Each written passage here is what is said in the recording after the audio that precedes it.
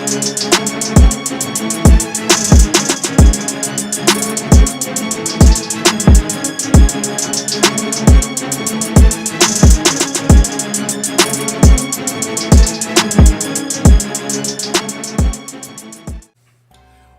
up? It's your boy T-Man Reaction. So earlier today I did a WWE prediction for WWE Fastlane. So I said it's a good pay per view. So now over here about to do a review of WWE Fastlane, man. For a short and sweet pay per view. This was pretty nice though. My whole place. Anyway, so it would take a little long for making this review. Get the little one. Sleep or anything as well too. Took me a minute, but anyway, Fastlane pretty good though. Started off good and started off with a banger and ended with a banger as well too though. So first match of the card we had was for the Undisputed WWE Championship Tag Team Championship match between Cody Rhodes and Jay versus the Tag Team Champions Judgment Days, Finn Balor and Damian Priest. Great match. No, a lot of stuff going on, including some typical JD Judgment Day shenanigans about to happen as well too, with Dum Dum Mysterio and Diarrhea getting involved as well too. But at the same time, including a strike with the Money Bank briefcase.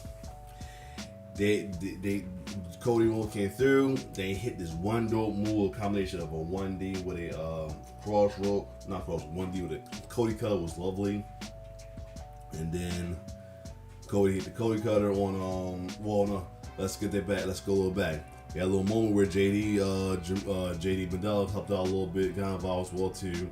One point, I guess Priest was about to put one to the table. I think Cody threw the table and went to strike Cody, but instead with the strike Cody, but instead stroke Damian Priest and with that little distraction and everything, Cody and Jay hit this 1D Cody cutter combination. Some folks want to call it the Cody, which is pretty lovely. And we got new WWE Tag Team Champion, none other than Cody Rhodes and Jey Uso though. I'm definitely happy with this. I'm happy that Jay just made me not have the titles anymore. That's the main thing I'm happy about. I know folks complain saying that one folks is trying to put one Cody did finish the story because a tag team champ is another title that his daddy never won. So folks trying to say that that's in his story. He don't need to go against Roman Reigns. Bullshit. And the other one is Jay's supposed to be getting out of a tag team, but he's back in tag team and won a tag team championship. But I'm happy that they got the win. Both of them paying off for the nonsense they did with both the Bloodlines and Judgment Day. So that's a good payoff right there as well too. So I'm definitely happy as well too. And them being part of the new upbringing of baby faces being over as well too. They are proving their point, including another one we'll get to in a minute though. Next match we had, so based off on prediction, that's a 1 right there technically, because I was hoping they get the win and everything. And I had a feeling that JD might got it over shenanigans or anything, but they did not. I'm glad, although I was a little worried that because their match was first, there's a chance that a cash-in might happen. But we'll get to that. Next we had couple moments we had. Standout moments right here. I'm looking at notes as well too from there that Mike Cole pointed out how both Cody and Balor were both used to be part of the Bullet Club and different leaders as well too. So yeah, so that was a good little point out from Mike Cole. Next we had LWO versus Bobby Lashley. It was for a minute. It just was Rey Mysterio and Santos coming out. Just them two, along with the newly healed Bobby Lashley and Street Profits though. I'm a little questionable because Street Profits still came out with their interest though. Just unfortunately they had no solo cups or anything too. But then Lashley came with them. Only rocking black and gold, looking like Nuclear Man. That's another story. The LWO came out with just Ray and Santos, but with Sunil on their side though. So we wasn't So I was wondering why he wanted to start the match without the mystery third person. You know that one of the LWO members got taken out. But anyway, it looks like it was a great match between the two folks.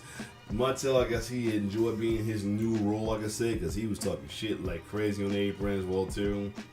And it looks like as one moment that Rey Mysterio was about to tag out Santos, and Santos got pulled out by Montel and taken out bottom, and he had nobody to tag him. Then in come the third member of the to be tagged with him, which we all expected, Warrior Carlito. Unexpectedly, he came out with new theme music, but either way, he came through, helped out Rey as well too, along with Santos, and then got the backstabber on Montez forward and got the win though. So this is cool. Good win for LWO, with Carlito possibly being a new member of LWO, or could this be leading to a new leader for LWO? They might push out Rey, who knows? Either way, good moment right there. One's gonna be next for the newly Bobby Lashley and Street Profits after they got lost now. So you know what's gonna happen with that. There's been rumors swirling around that I hope it'll happen. Like I have bad feelings it's gonna happen anyway, just cause that Ozzy Jones, who's been part of NXT and 205 Live, who recently moved up to the main roster, but had not done anything in a while, is possibly gonna be a new member of that faction. And then there's also rumors circulating that either Bianca Belair or Jade Cargill going to be part of it as well too. And speaking of Jade Cargill doing the kickoff, Jade Cargill made her present at these shows as well too, coming out in style. So arriving in style and can be presented by Triple H. I'm thinking she's going to be involved. We'll get to that in a minute. But either way, that was a good moment right there.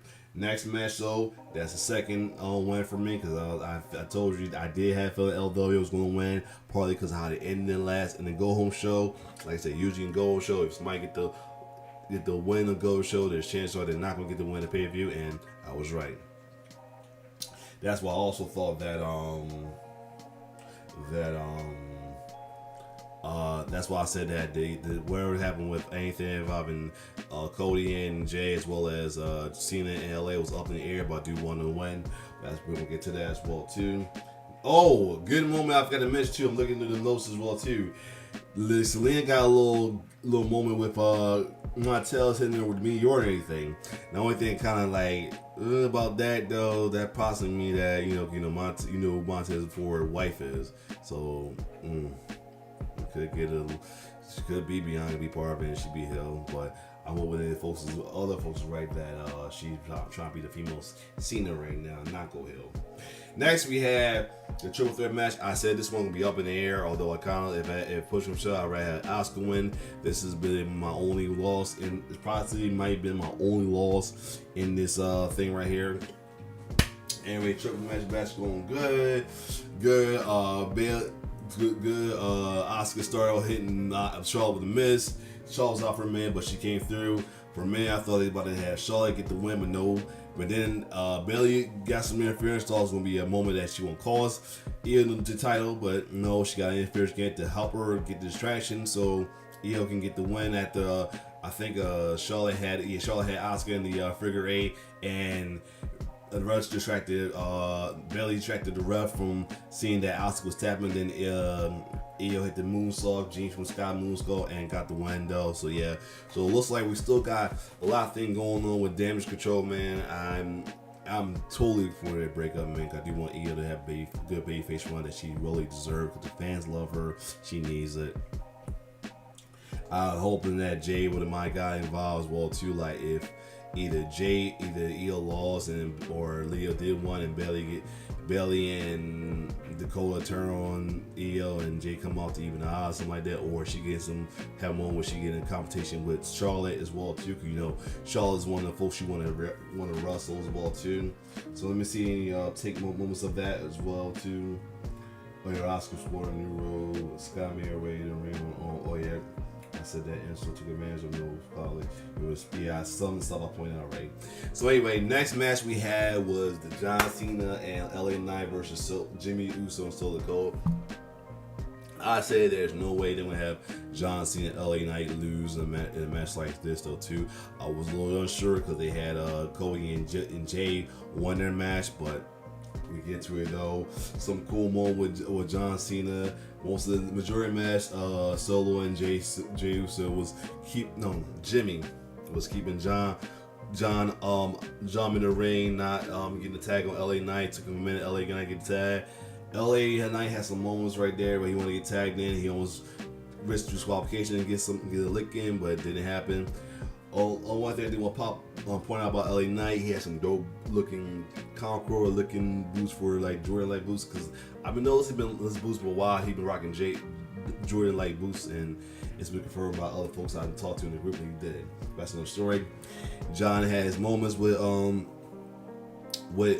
the point that before he can tag LA Knight in, he hit a AA, or I think it was solo, either way, to get the momentum, and lo and behold, the match went fire when LA Knight got in, and him and Cena killed it though, at the end with John Cena and LA Knight getting a win. So that was a good match for right too. So it ain't looking good for both the new Bloodline and Judgment Alliance, man. So Paul might be in trouble when it comes to this upcoming SmackDown when the Tribal Queen make a return. As I said, it's gonna be some shit right here.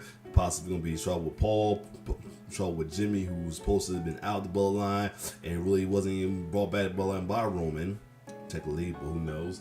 And you know, there's new little truce alliance that they had with Judgment Day, and neither one of them won. So it's gonna be some shit right here. So I'm gonna see some takeaways. Oh yeah, I forgot to mention Pat McAfee came back and did the commentary for it, rocking one of the new WWE belts made for football team. He rocked one for the Indiana Colts. That was awesome right there as well too. And it was the crowd was crazy right here. And they finished things off with last man standing match between Seth Rollins and Nakamura for the World Heavyweight Championship match. All I gotta say, that match was intense. It was some moments that I could have been wrong about the go home show trope that they always have, because Nakamura had some moments where Seth was not going to get up. I mean, from the chairs to the back, him hitting the tables, him dropping the knee on the table, then he brought the nunchucks up on as well too. But Seth held his own with the ladders and tables as well too, to that one ladder spot where it looked like Seth was going to suplex Shinsuke off the ladder and hit the table, but Shinsuke spread some mist on Seth and he fell on the table. I thought that was going to be it right there. And shout out to Michael Cole. Oh my God, Michael Cole had some JRX like commentary during that match, especially telling him to stop it. You don't telling Seth to stop. He don't need to do this, man. Somebody stop this, man, because he did not want Seth to hurt himself, because he's already hurt his back and everything. But crazy at the end, Seth Rollins somehow, some way, got his win and still World Heavyweight Champion. I can't see what's going to happen next. A lot of folks will complain about that, saying that he didn't put nobody over, but I'm not. That's not all about. He's doing what he's saying. He's a fighting champion. He's trying to be the workhorse champion as well too. He's trying to prove what the Tribal Queen can do as champion, as fight and show that he's a working champion as well too. You know, it's folks that don't like the babyface champions that do that. They like what Roman doing as well too. Screw them. But anyway, yeah, match was lovely. Ain't take any take as well too. We'll take all the take what I saw was pretty much what I said right there. All in all, this was a good pay-per-view though as well too. A nice solid pay-per-view that's in between the big fours and all that as well too. Not as big as the other pay-per-view, but it was pretty good and solid though. Definitely less is more, and this is definitely a prime example of less being more, and this was a good pay-per-view as well too. Overall, I can't wait to see results from these pay-per-views, as well as results for up-and-coming matches as well too. You know, Becky got her match against Tegan Knox for the title. We're gonna see. Can't wait to see what happens with the official DIY reunion with Tommaso Ciampa and Johnny Gargano. Can't wait to see what's gonna happen with the new tag team champion Cody Rhodes and Jey Uso. With Sami Zayn and KO gonna feel about it though. Will it lead to a match between them or possibly a turn? I hope not. But anyway, this is definitely going to be a segue for Cody to get to SmackDown so he can get his chance to go at the Tribal Chief and finally finish his real story of being the WWE champion as well too. Who knows? And it could be a belt split as well too, or the belt being combined into a undisputed title, one title as well too for each. That'd be awesome as well too. Can't wait to see what's going to happen on SmackDown with the Bloodline, with the Tribal Chief coming back. See what's going to happen with that. As well as we're going to have a Judgment Day after the loss as well too. Damien was going to cash in, but they told him not because he was hurt. His knee was hurting, so it was like a don't do a reconsider moment right there. So that's good right there. But other than that though, Fastlane was a good pay-per-view, good solid pay-per-view though. I can't wait to see what's going to be next as well too. I think we'll be heading towards Survivor Series soon. Will it be another War Game? So it could possibly be involving the Bloodline Judgment Day Alliance with possibly Cody Rhodes and Jay, of course, possibly LA Knight could be Cena, who knows, and maybe if KO and them don't turn, it will be about them as well too, who knows. Either way, the championship, I can see a couple people that go for champions, possibly KO Sami once again, DIY reunion, or possibly the newly healed faction of Steve Profits as well too. Let's see what happened with them after that loss. But other than that, it's your boy T-Bear here with some wrestling review. Hopefully this was an okay review.